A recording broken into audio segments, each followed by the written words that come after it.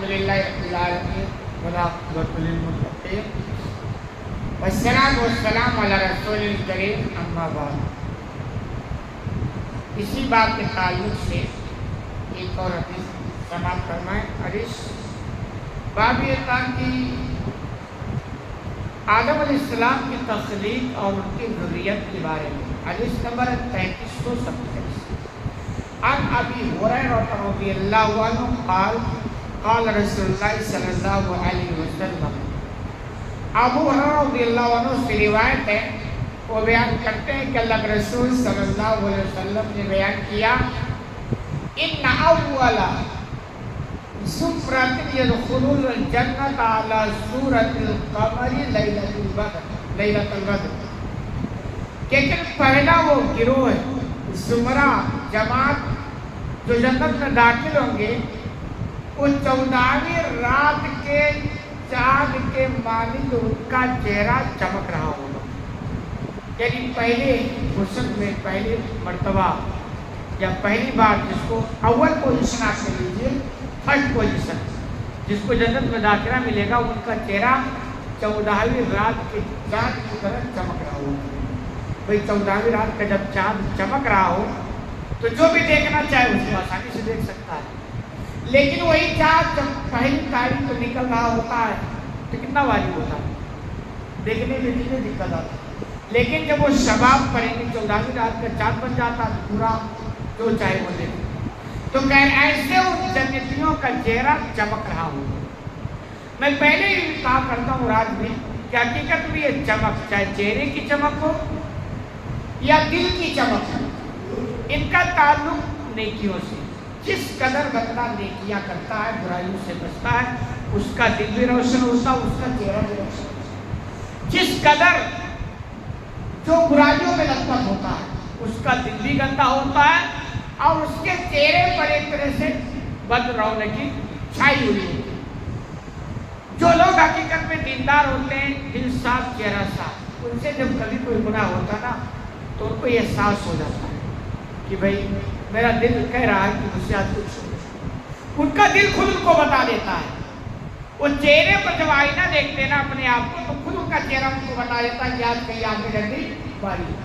لیکن وہ لوگ جن کی زندگی میں نیکی ہے، دل سے ہے، ان کو پتہ نہیں چلتا کہ بھائی کالے میں کالا کیا دکھے گا، کالے میں کالا تو کچھ نہیں دکھے گا نا۔ تو ایسے جب دل صاف ہوگا پھر اس پہ اگر کوئی دھبا پڑے گا تو یہ احساس ہوگا۔ تو ایسے ہی اتنے نیک لوگ ہوں گے کہ ان کا چہرہ بالکل شباب یعنی 14ویں رات کے چاند کے مانند چمک رہا ہوگا۔ اللہ کرے ہم سب کو بھی اسی جماعت میں داخلہ مل جائے۔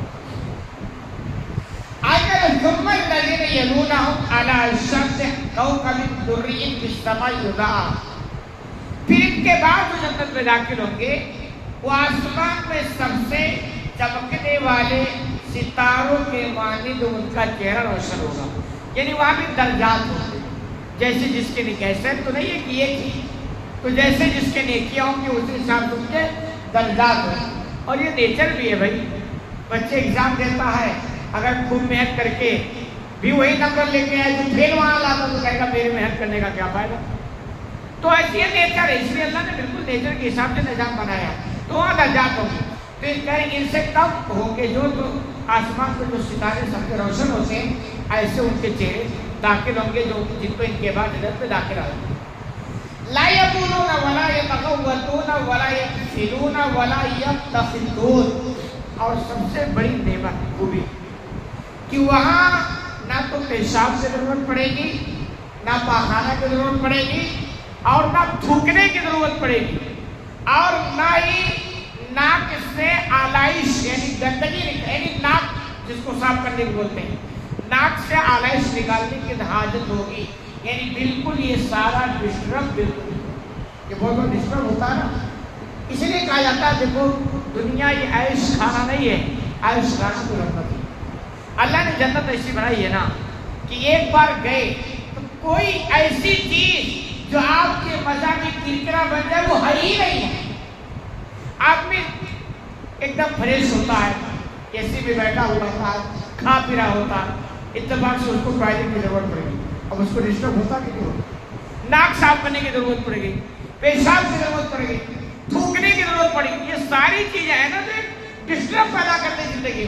अल्लाह ने क्या किया, जन्नतियों को इनसे पाक करके रखा कि ना वहाँ पेशाब की जरूरत, ना वहाँ पाखाना की जरूरत, और ना वहाँ नाक साफ करने की जरूरत, और ना थूकने की जरूरत। इतनी बड़ी नेमत है। आगे कह रहे उनकी कंघी भी सोने की हो, कंघी जिससे बाल वो सवारी को सोने की। ये भी अल्लाह का मतलब अजीब, दुनिया में लोग पाबंदी लगाए बिल्कुल इस्तेमाल। ये आजमाइश है कि अपने पाबंद चूंकि होता है, आप देखें ना, जिससे मना करो दिल उसी की तरफ लपकता। तो अल्लाह कहता दुनिया में हमने मना करके रखा था, तुम रुक गए थे, अब लो जो चाहे तो सब जान लो। इसलिए मतलब ये कि लोग सवाल करते हैं, दिल में आता ना ये मिलेगा ये मिलेगा। तो अल्लाह ने कुरान के अंदर एक आयत मा तशबही अनफुस कि जो दिल चाहेगा सब मिलेगा वो। अब ऐसी जगह दुनिया तो हो नहीं सकती ना, इसीलिए यकीन की बात है सहाबा इकराम को इस पर जबरदस्त यकीन था, या जो हमारे अस्लाफ को यकीन था, इस जन्नत की तलब में सारी कुर्बानियां बर्दाश्त करते थे। हमारे यहाँ मामला क्या, यकीन की कमी है और बाकी कोई मसला नहीं। तो कह रहे उनके कंघे भी सोने के होंगे, वरशुल मिस्क और उनके पसीने भी मुश्क के होंगे। मुश्क की खुशबू बहुत तेज, सबको मिलता ही नहीं, हम लोगों ने तो आज तक देखा ही नहीं है क्या होती है। पसीना सुनते बड़ी तेज खुशबू होती है, जो सूंघे तो आदमी मस्त हो जाए।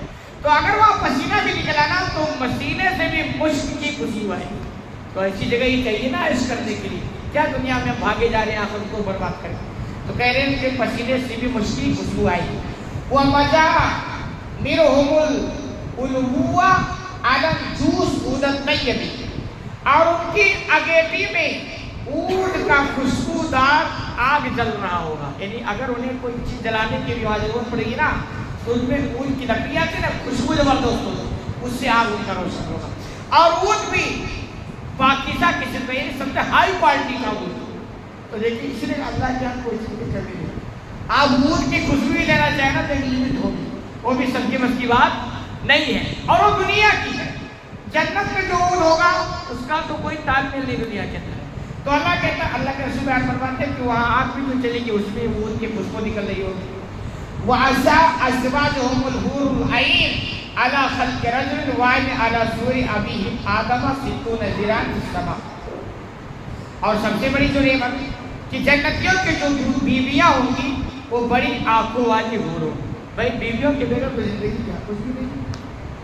अल्लाह ने आदम को जन्नत में रखा, जन्नत में रखा था, लेकिन आप जब तक हवा नहीं थी ना वो बेकरार रहा करते, उनको समझ में नहीं आ रहा था कि नहीं क्या कमी, और अल्लाह समझ रहा था। अल्लाह ने जब हवा को पैदा किया तब उनको लगा कि भाई ये हमारी कमी थी। तो अब क्योंकि बिल्कुल जन्नत पे अल्लाह ने इंसान के मिजाज और नेचर में बना के रखा है कि वो सारी नेमत है और बीवी नहीं, तो फिर ये जिंदगी भी नाकिस होगी। तो अल्लाह ने इसका भी पूरा वहाँ ख्याल रखा है। और वहाँ की भी जो बीवियाँ होंगी वो बिल्कुल साफ था, यानी दिल दुनिया वालों की तरह नहीं कि जैसे आदमी एक बीवी कर लिए शादी तो परेशान है, क्या जरूरत है इस बीवी की, यहाँ परेशान है वहाँ भी परेशान है। तो वहाँ बिल्कुल साफ, टूट कर मोहब्बत करने वाली, कोई शिकवा नहीं, कोई गिला नहीं, कोई झगड़ा नहीं, कोई लड़ाई नहीं, कोई शिकायत, कुछ नहीं, बिल्कुल आप जैसा चाहोगे। यानी यूँ आप कह लीजिए कोई भी ऐसी चीज वो आपको नजर नहीं आएगी जो आपके मजा में किलकिला बन जाए, आपको टेंशन हो जाए, आपको लगे कि ये नहीं होना चाहिए, ऐसा कुछ भी वहां होने वाला नहीं। वो जन्नत है जो अल्लाह ने जन्नतियों के लिए बना के रखी है। कह रहे और हर आदमी की जो तख्लीक होगी, अल्लाह जो बनाएगा वो उनके बाप आदम अलैहिस्सलाम की सूरत पर, यानी शक्ल जो सूरत होगी वो आदम अलैहिस्सलाम की होगी, और हाइट भी जो होगी वो आदम अलैहिस्सलाम की हाइट, यानी 70 गज ये हाइट है। ये जन्नत की बातें हैं। अल्लाह करे ये सारी बातें हमारे समझ में आ जाए और हमारे दिल के अंदर जन्नत की तलब और तड़प पैदा हो जाए, यकीन बस सारी बातें तो फिर तो हम ऐसे सुधर जाएंगे ना जो आप तसव्वुर भी नहीं कर सकते, क्योंकि जन्नत मिलेगी, जिंदगी को अल्लाह उसके रसूल के मुताबिक गुजार देगा, नहीं तो फिर नहीं। अगर चाहते तो जिंदगी थोड़ा चेंज करना पड़ेगा। अल्लाह रब्बुल आलमीन से दुआ है कि इला नाइम तो ने कहने से ज़्यादा मत करने की तौफीक अता फरमाए।